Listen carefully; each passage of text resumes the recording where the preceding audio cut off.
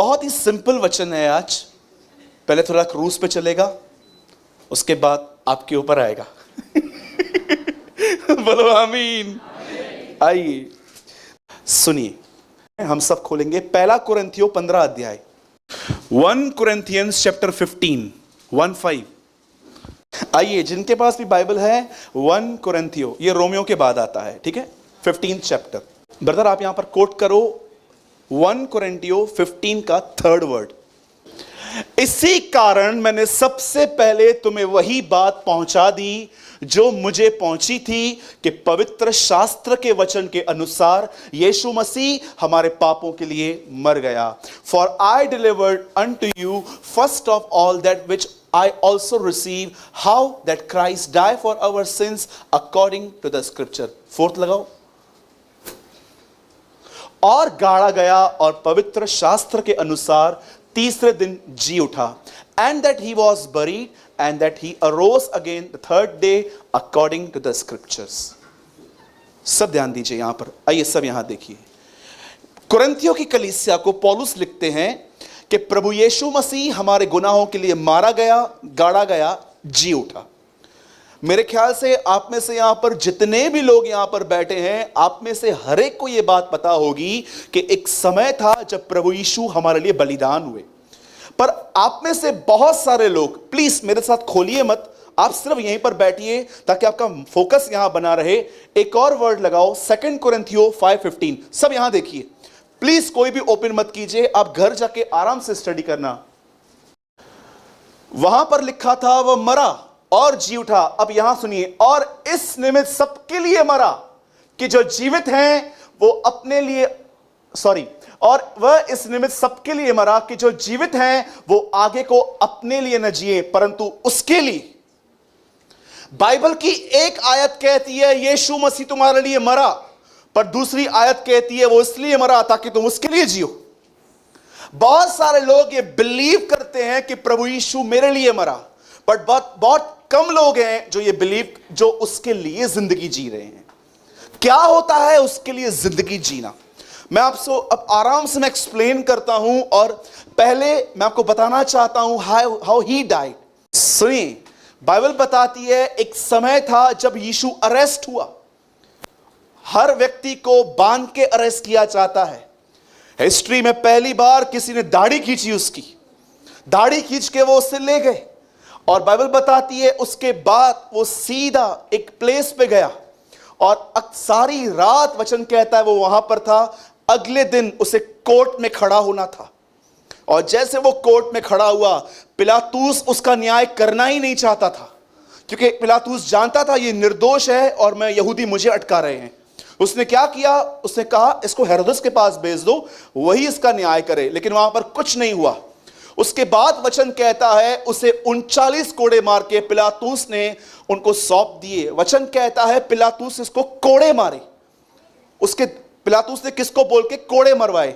जैसे यीशु को कोड़े लगे, उसके बाद लिखा गया है उसे एक सरकंडा मारा गया था सर पे।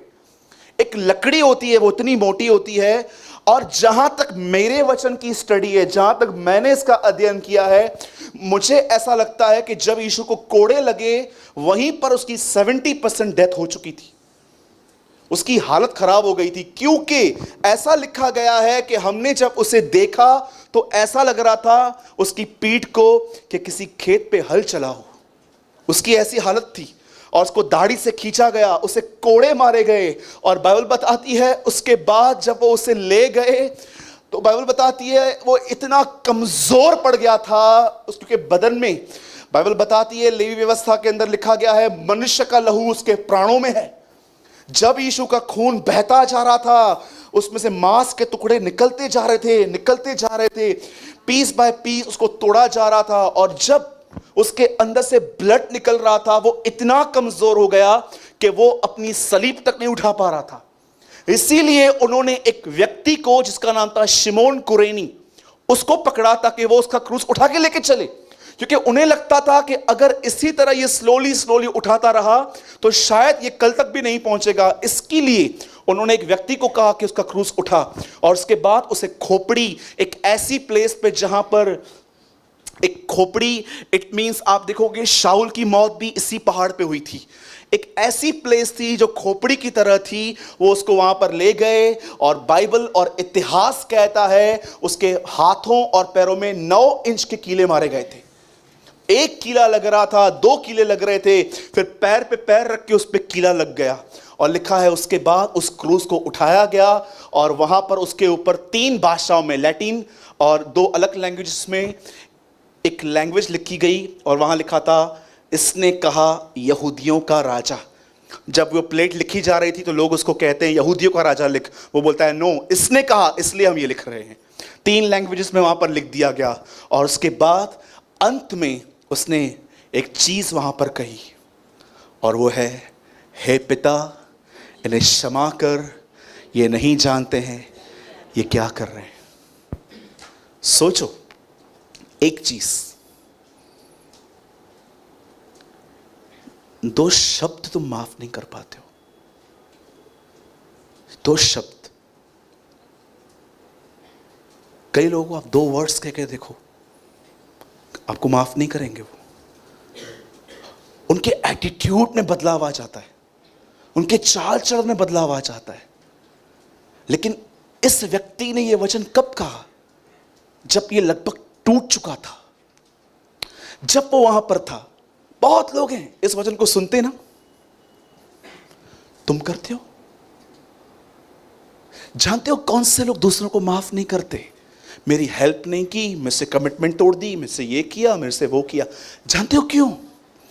तुम किताब के साथ टच में हो, उस पर्सन के साथ नहीं। जो व्यक्ति उस पर्सन के साथ टच में रहता है ना, जीसस के साथ, उसके लिए लोगों को फॉरगिव करना बहुत आसान होता है, क्योंकि वो जानता है कि उसने क्या पाया है और वो वही देता है जो उसने पाया है। तुम वो नहीं दे सकते किसी को जो तुम्हारे पास नहीं है। आप जानते हैं ये सब जब हो रहा था, मैं ऐसे इमेजिन करता हूं, होली स्पिरिट उसके खून का एक एक ड्रॉप कलेक्ट कर रहा था पीछे से। मैं ऐसे पर्सनली बिलीव करता हूं कि जब यीशु क्रूस उठा रहा था, उसके बदन का खून बह रहा था, पवित्र आत्मा उसका एक एक ड्रॉप कलेक्ट कर रहा था, उठा रहा था। लाइक कभी कभी आप देखो कुछ कुछ चीजें कागज से उठाई जाती हैं ऐसे, उसके एक एक ड्रॉप को वो उठा रहा था। और जानते हो जब वो वहां पर था तब उसने एक ही पहली बात क्या कही? हे परमेश्वर, हे परमेश्वर, तूने मुझे क्यों छोड़ दिया? हबक्कूक 1 अध्याय में लिखा है, खुदावन की आंखें इतनी शुद्ध और पवित्र हैं कि वो बुराई को देख नहीं सकती। यरदन नदी पे इसी बेटे के लिए कहा गया था, यह मेरा प्रिय पुत्र है। अब वही बेटा उसे कहता है, तूने मुझे क्यों छोड़ दिया? हे पिता नहीं, हे परमेश्वर, क्योंकि यीशु उस समय बेटे के नाई नहीं, एक पापी के नाई खड़ा था। उसके बाद देखिए वो कहता है, मैं प्यासा हूं। मैं लाइन वाइज नहीं बोल रहा हूं, मैं बीच बीच में से बता रहा हूं। वो कहता है मैं प्यासा हूं। 40 दिन 40 रात जो प्यास में रहा था, क्या वो 2 दिन भी नहीं रह पाया? 3rd, वो यूहन्ना को कहता है, सुन ये तेरी मां है, इसे ले जा।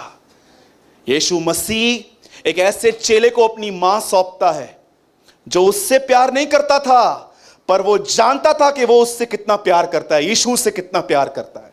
कई बार बाइबल में यूहन्ना के लिए ऐसा लिखा गया है, यह वह चेला है जिससे यीशु प्रेम करते थे। यीशु मसीह एक आदमी को अपनी मां नहीं सौंप रहा है जो यीशु से प्यार करता है, क्योंकि यीशु जानता था इंसान का प्यार टोटली फेल है। वो जानता था मैं अपनी कलीसिया उसको दूंगा जिसको यह पता हो कि मैं उससे कितना प्यार करता हूं। इसलिए बाइबल बताती है, प्रेम इसमें नहीं है कि तुमने प्रेम किया, प्रेम तो इसमें है कि उसने तुमसे प्रेम किया। आप जानते हैं आप में से बहुत सारे लोग गलत फहमी में जी रहे हैं। अगर मैं आपको बोलूंगा आप अपने परिवार से प्यार करते हैं, आप बोलोगे यस। याद रखिए, लव फीलिंग्स में नहीं है, लव एफर्ट में है। How many understand? समझ रहे हैं? नहीं, प्यार एफर्ट्स में आता है। मेरे एक भाई बैठे हैं यहां पर, समझिए वो मुझसे नाराज हैं। मैं प्यार करता हूं, ये बोलना नहीं पड़ेगा मुझे। मैं उसके सामने जाऊंगा और कहूंगा, ब्रदर क्या बात है, लव हमेशा एफर्ट डालने के लिए कहता है। अगर मैं एफर्ट नहीं डाल रहा हूं और मैं मुंह से कहता हूं, इसलिए लिखा है अपने शब्दों से नहीं पर काम और सत्य के द्वारा प्रेम करो। बहुत सारे लोगों को लगता है मैं प्यार करता हूं। याद रखिए, प्रेम क्षमा करता है, प्रेम बुरा नहीं मानता। अगर तुम्हें थोड़ी थोड़ी बातों का बुरा लगता है ना, ये मेरे साथ ऐसे करते हैं, ये मेरे साथ ऐसे करते हैं, मैं तुम्हें बताता हूं तुम्हारे पास ज्ञान है, परमेश्वर नहीं। मैं बहुतों को देखता हूं थोड़ी थोड़ी बात पे नाराज होना। नो डाउट, चलो ठीक है, ये हमारे अंदर कमजोरी है, मुझ में भी है, चलो। पर मैं आपसे पूछना चाहता हूं, एटलीस्ट आप अंधकार में तो न जियो कि मैं प्रेम करता हूं। परमेश्वर से कहो, प्रभु मेरे पास नॉलेज है, तेरा प्यार नहीं है, मुझे भर अपने प्रेम से। कई वचन कहने के बाद बाइबल बताती है वो मर गया। अब सुनिए, कितने लोगों ने ये वचन पढ़ा है, वो इसलिए मरा ताकि तुम उसके लिए जियो। अगर आप सच में, आइए सब यहां देखिए, अगर आप सच में इस बात पर बिलीव करते हैं कि मेरा बाप मुझे बचाने के लिए उस लकड़ी पे मरने के लिए गया, आपको पता है जिन भी लोगों को ये रियलाइजेशन होता है कि मुझे पाने के लिए उसे किस दर्द से गुजरना पड़ा, उसे किस पीड़ा से गुजरना पड़ा, उसको कहां कहां से गुजरना पड़ा, वे लोग जिनके अंदर ये प्रकाशन आ चुका है, इंटेलिजेंसी नहीं, सिर्फ यहां पर नहीं, जिनको इनसाइट पता है कि मेरे लिए कौन मरा है, याद रखना उनकी जिंदगियों में एक फल होता है। वो अपने हर कामों में ये देखते हैं, क्या मैं उसके लिए कर रहा हूं। अगर आप कहते हो ब्रदर यीशु मेरे लिए मरा पर मैं उसके लिए नहीं जीता, तो मैं आपको बताना चाहता हूं तुम झूठे हो। और बाइबल बताती है सारे झूठ का पिता शैतान है। बहुत सारे लोग हैं, मैं आपको सच कहता हूं, उनके मोबाइल में पूरी तरह से पॉर्न वीडियोस पड़े हुए हैं। बहुतों के गले सिर्फ जहर बन चुके हैं। रोमियो में लिखा गया है, जब वो बात करते हैं तो लिखा है उनके मुंह से जहर निकलता है।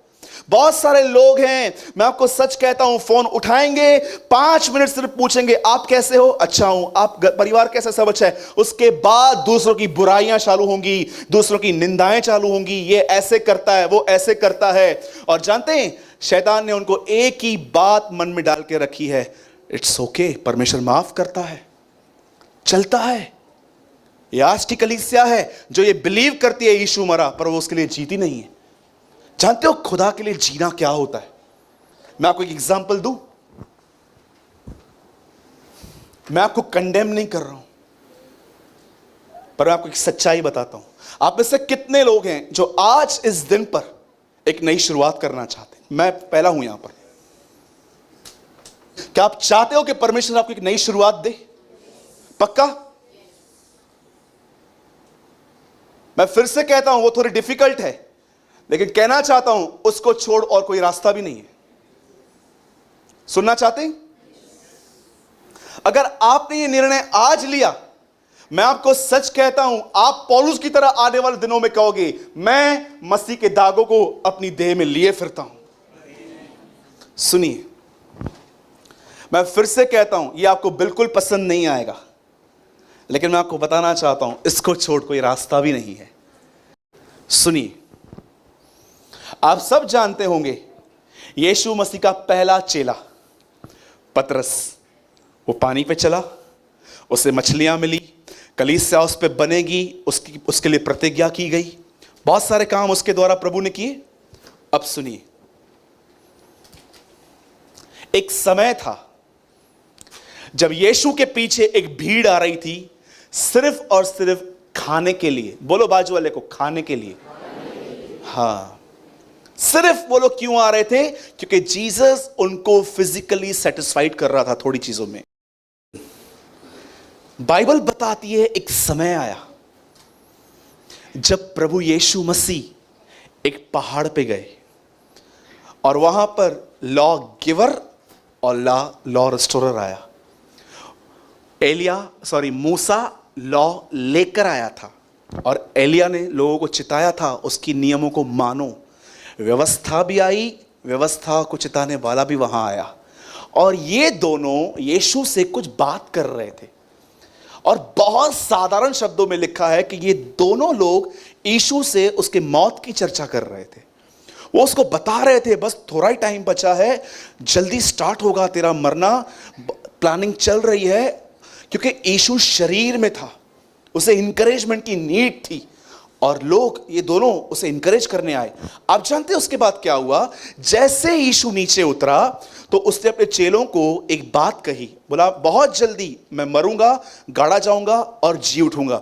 जैसे ये बात पतरस ने सुनी, पतरस यीशु को ग्रुप में से निकाल के साइड में ले गया और कहता है, सुन, तेरे साथ ऐसा कभी ना हो। अगर कोई आप किसको कहो मेरे साथ बुरा होने वाला है और वो आपको साइड में लेके जाए और कहे नहीं नहीं नहीं नहीं नहीं आपके साथ ऐसा कभी ना हो, तो आप क्या बोलोगे? कितनी केयर करता है ना मेरी, चांगला है ये मानुस, ये अच्छा आदमी है, बहुत बढ़िया आदमी है ये।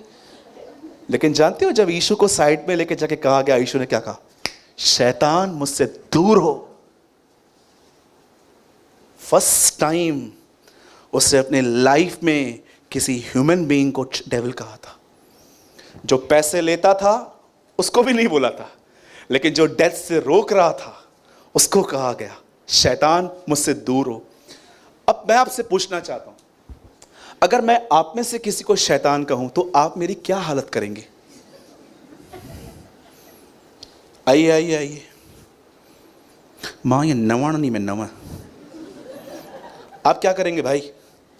सोचो मैं आप में से किसी भाई को पर्सनली जाके बोलूं, तू डेविल है, डेविल। आप जानते हो क्या बोलोगे? तू भी डेविल है। ये भी हंस रहे। सोचो अगर मैं आपको बोलूं डेविल है, कुछ लोग जानते हैं क्या करेंगे?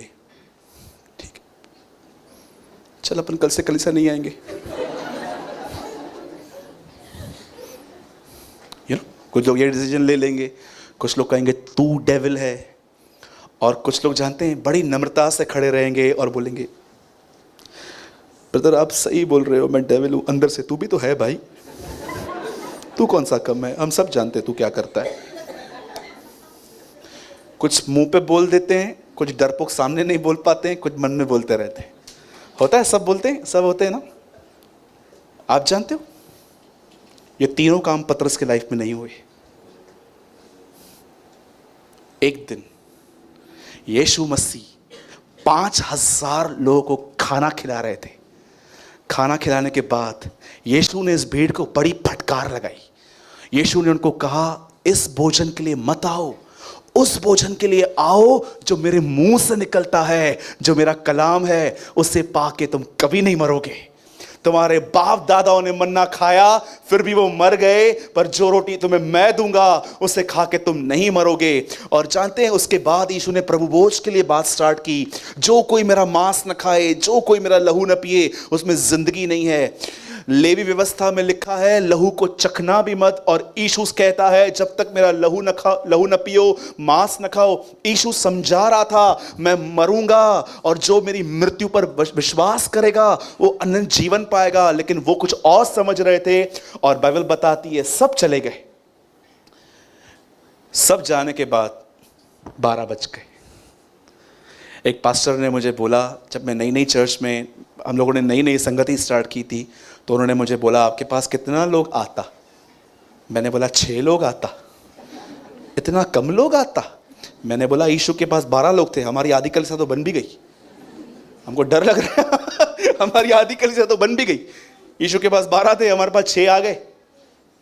लोग तोलते हैं अगर बड़ी कलीसिया है तो लोग बहुत ब्लेस्ड हैं, जबकि बाइबल बताती है हे छोटे झुंड मत डर, मेरे पिता को ये अच्छा लगा कि तुझे राज्य दे।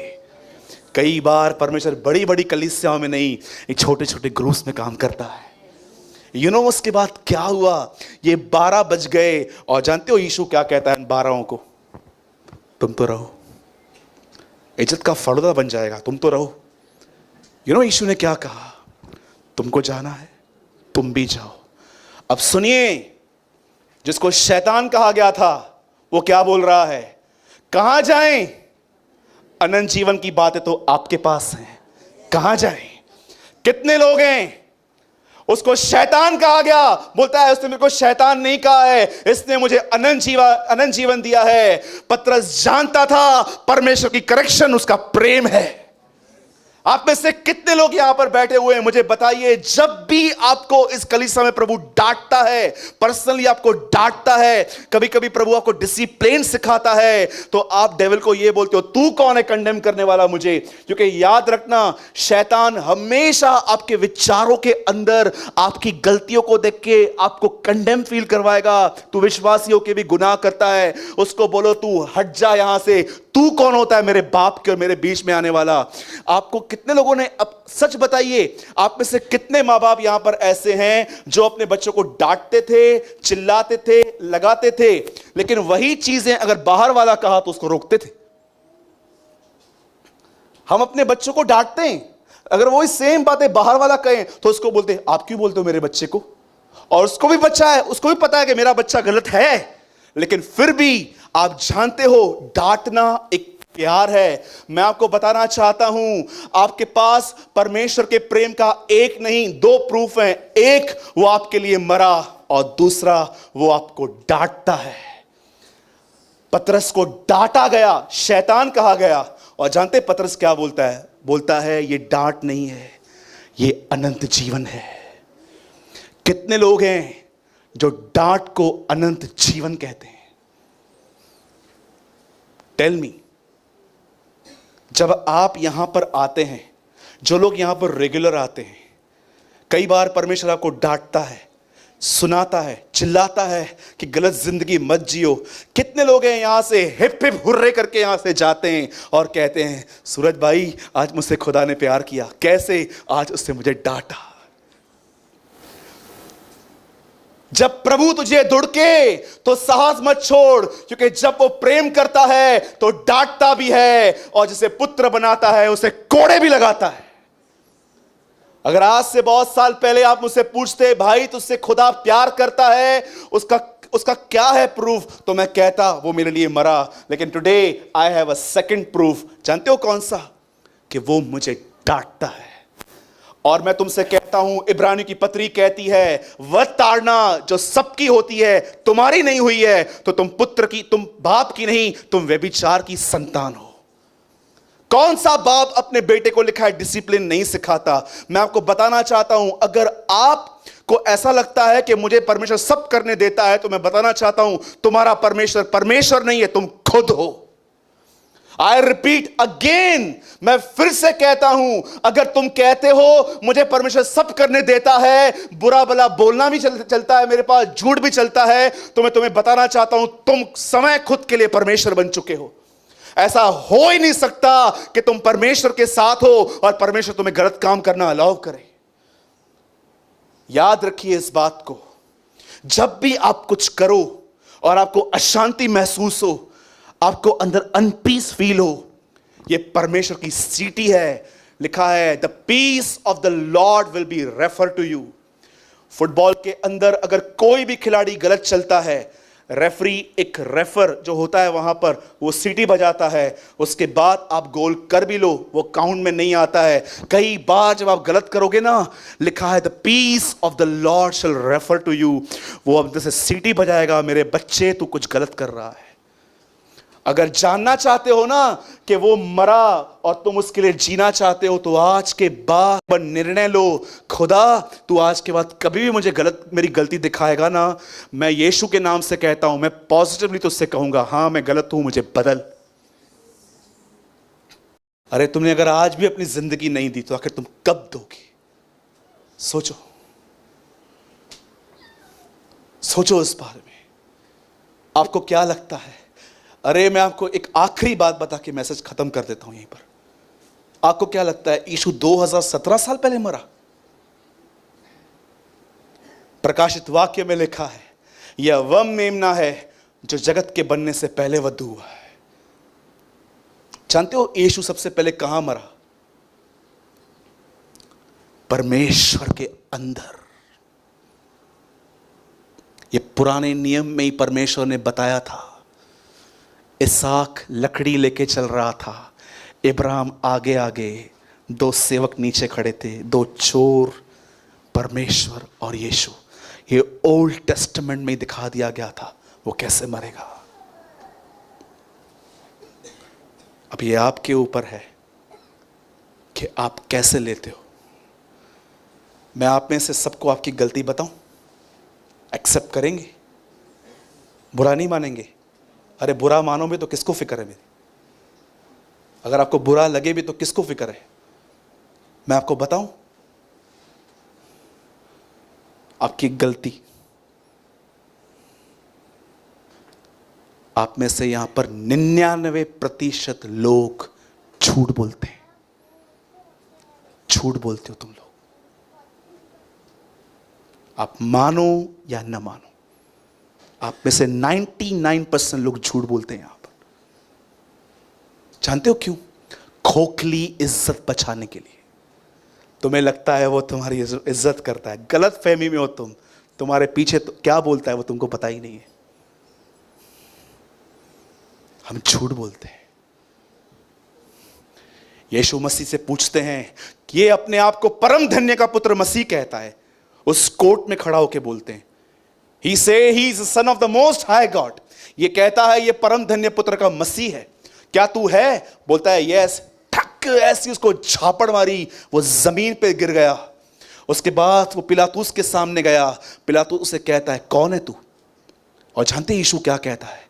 जो सत्य का है वो मेरा शब्द सुनता है। जो सत्य का है। आज विश्वासियों के लिए झूठ बोलना इतना आसान हो चुका है। घर पे बैठे रहेंगे, उनको बोलो ना कहां पर है, बोलेंगे रास्ते पर ही हूं, 2 मिनट में आ रहा हूं बस। वो झूठ बोलते हैं। जानते हैं प्रकाशित वाक्य 1 अध्याय जिसमें 1,44,000 लोग हैं, उनके लिए क्या लिखा गया है? उनके मुंह से कोई छल की बात नहीं निकलती थी। पढ़िए, ये मेरे बाइबल में लिखा गया है।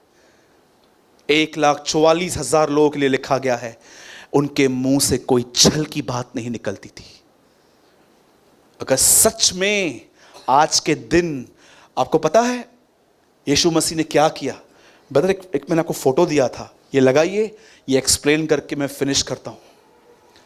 Christ has not only spoken to us by his life, but has also spoken by his death. मसीह ने सिर्फ अपनी जिंदगी से नहीं, मरकर बात की है। कोई भी व्यक्ति सिर्फ गीत गाकर नहीं, जब एक टाइम आता है जब परमेश्वर कहता है शांत रहे, चुप रहे, कुछ मत बोल, तू मर यहां पर, जब आप मरते हो तब आपकी जिंदगी बात करती है। वह इसलिए मरा ताकि हम उसके लिए जिए। क्या तुम नहीं जानते, तुम में से जितने लोगों ने मसीह का बपतिस्मा लिया है, उन्होंने उसकी मौत का बपतिस्मा लिया है। कितने लोग हैं जो पौलुस की इस बात को जानते हैं, मैं मसीह के साथ क्रूस पे चढ़ गया। सोचो मेरे भाइयों और बहनों, झूठ बोलना बंद कर दीजिए, सच बोलिए। झूठ आपको बांध देगा, सत्य आपको स्वतंत्र कर देगा। एक झूठ को छुपाने के लिए आपको 100 झूठ बोलने पड़ेंगे। सच बोलो। मैं सच्ची बोलता हूं, मैं प्रेयर कर रहा हूं भारत के लिए, खुदा भविष्यवक्ताओं को निकाल। इन दिनों में कलीसियाओं को प्रीचर्स की नहीं, प्रॉफिट्स की नीड है। ऐसे प्रॉफिट्स की जो सिर्फ नंबर नहीं बताएं, ये नंबर लिखा है, ये लिखा है, जो जिंदगी दिखाएं और हमें कहें हमें परमेश्वर की तरफ फिरने की जरूरत है। अरे मैं आपको आपका फोन नंबर बता दूं, आपको मिलेगा क्या? अकाउंट नंबर बता दूं, मिलेगा क्या? मैं आपको बोल दूं आपके अकाउंट में पैसे आ गए हैं, क्या मिलेगा आपको? सच्चे भविष्यवक्ता वो होते हैं जो कलीसिया को बताते हैं कि ये चर्च रॉन्ग डायरेक्शन में जा रही है, ये कलीसिया गलत जगहों पे जा रही है। 7 अध्याय प्रेरितों के काम में स्तिफनुस कहता है, हे कान के खतना रहित लोगों, मुझे एक व्यक्ति बताओ जिसको तुम्हारे बाप दादों ने नहीं सताया था। सच्चे भविष्यवक्ता सताए जाते हैं। पढ़िए मैसेज ट्रांसलेशन, वहां पर लिखा गया है, वो फरीसियों को कहता है कान के खतना रहित लोगों, सिर्फ बदन का खतना करते हो, कान का खतना करो, वो बोलता है, ताकि तुम्हारे कान सुने। वो कहता है कान के खतना रहित लोगों, मुझे एक व्यक्ति बताओ जिसको तुम्हारे बाप दादों ने नहीं सताया था। यीशु कहता है हाय तुम पर जब लोग तुम्हें अच्छा कहें, क्योंकि वे झूठे भविष्यवक्ताओं को भी ऐसा कहते थे। लेकिन धन्य हो तुम जब मेरे कारण सताए जाओ, तुम्हें मारा जाए, तुम्हें पीटा जाए, क्योंकि सच्चों के साथ ऐसा ही किया जाता था। पौलुस कहता है जो मसीह में भक्ति के साथ जीवन बिताना चाहते हैं वे सताए जाते हैं। जानते हो आज सताव क्यों नहीं है? क्योंकि हमारे बीच में से धार्मिकता गायब है। धन्य हो तुम जब धार्मिकता के कारण सताए जाते हो। जब कलीसिया यीशु की तरह बनना शुरू करेगी, सताव शुरू हो जाएगा। याद रखिएगा। आज लोगों को जानते हैं क्या है?